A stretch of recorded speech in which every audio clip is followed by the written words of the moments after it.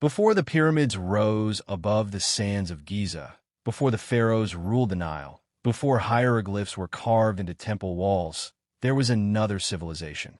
A people who built the first cities on Earth, who created the first known system of writing, who engineered irrigation networks across hostile land, who invented the wheel, who divided time into 60 minutes and 60 seconds. A civilization so advanced, so organized, and so sudden in its appearance that even today, historians continue to ask the same question. How did it begin? They were not Egyptian. They were not Greek. They were not Roman. They were the Sumerians. And if history is a story, they did not just appear in it. They wrote its opening chapter. To understand them, we must travel back more than 5,000 years to a region the ancient Greeks would later call Mesopotamia, the land between rivers. Those rivers were the Tigris and the Euphrates, and between them lay a fertile yet dangerous environment. Unlike the Nile, which flooded with reassuring regularity, these rivers were unpredictable. They could nourish the soil one year and destroy settlements the next.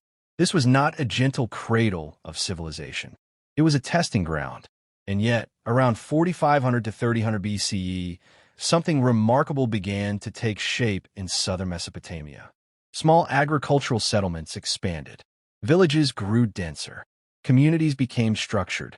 And then, almost suddenly in archaeological terms, cities emerged. Not scatter huts. Not loose tribal groupings. Cities. One of the greatest of these was Uruk. By approximately 3000 BCE, Uruk may have housed as many as 40 to 50,000 inhabitants. To grasp how extraordinary that number is, remember that most of the world's population at the time lived in small farming villages of a few dozen or a few hundred people. Uruk was something entirely different. It had defensive walls stretching for miles. It had monumental temple complexes. It had districts devoted to specialized labor. It had administration. It had bureaucracy. This was not primitive society experimenting with cooperation. This was organized urban life, complete with hierarchy, economic systems, and centralized authority. And here lies one of history's enduring mysteries: the speed of this transformation. Archaeologists refer to this era as the Uruk expansion, a period when urban culture spread rapidly across southern Mesopotamia. But when we look at the archaeological layers beneath these cities, we do not see a long, obvious chain of gradual development stretching back thousands of years. Instead, we see acceleration, innovation compressed into centuries. It is as if civilization crystallized. Within these cities, something else emerged, something that would alter the trajectory of humanity forever. Writing.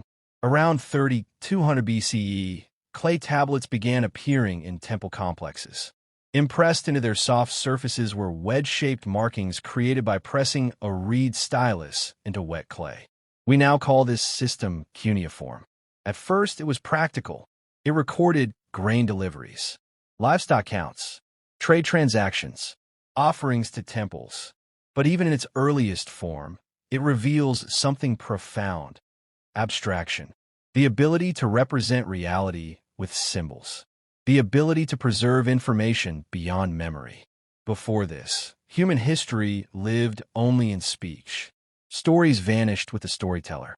Agreements dissolved when witnesses died.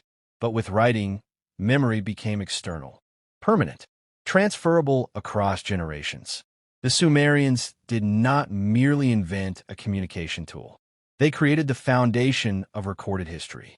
From these early accounting marks, cuneiform evolved into a flexible writing system capable of capturing law, poetry, prayer, diplomacy, and myth. Entire libraries of clay tablets would eventually fill temple archives. Knowledge could now accumulate. It could be refined. It could be transmitted across time. Without writing, there is no state administration. Without writing, there are no enforceable contracts. Without writing, there is no preserved literature. Every civilization that followed would build upon this breakthrough. And yet, writing was only one dimension of Sumerian innovation.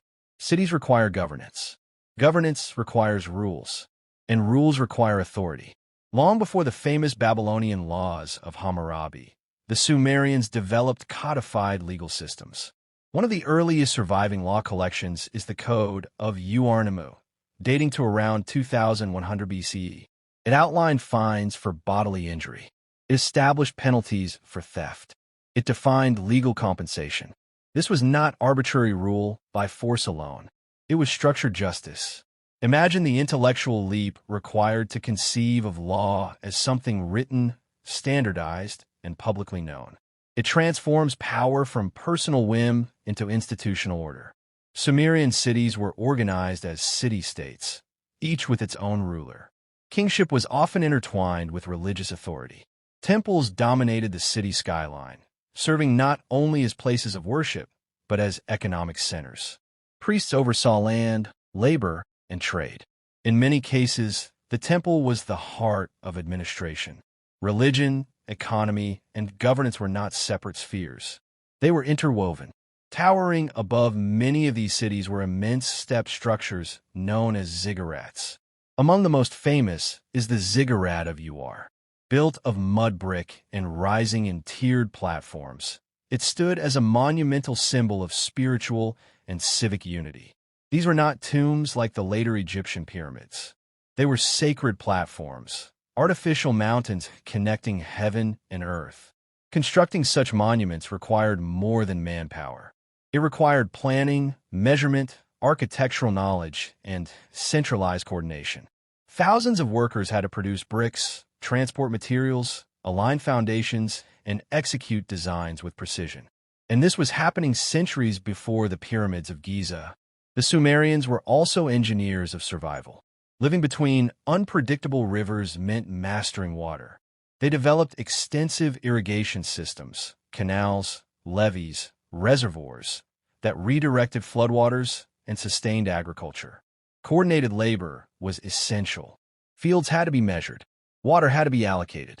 Maintenance had to be continuous. This necessity drove advancements in mathematics. The Sumerians developed a base 60 numerical system, known as sexagesimal. Why 60? Scholars propose practical reasons. 60 is highly divisible, making calculations efficient. Whatever the origin, its legacy remains embedded in our lives. 60 seconds in a minute, 60 minutes in an hour, 360 degrees in a circle. Every time you check the time, you are participating in a system conceived in ancient Sumer. Their mathematical sophistication extended beyond timekeeping. They solved complex equations. They calculated areas of fields. They recorded astronomical observations. Their tablets reveal multiplication tables and geometric calculations that demonstrate systematic reasoning. And then there is the wheel. The earliest known evidence of wheeled vehicles dates to around 3,500 BCE in Mesopotamia. Whether the Sumerians invented it outright or refined an earlier concept, they were among the first to apply it practically to transport and industry. The wheel revolutionized trade. Goods could travel farther and faster. Agricultural production expanded. Military capability shifted. Trade networks stretched across vast regions. Archaeological findings reveal Sumerian connections to Anatolia, the Persian Gulf, and even the Indus Valley.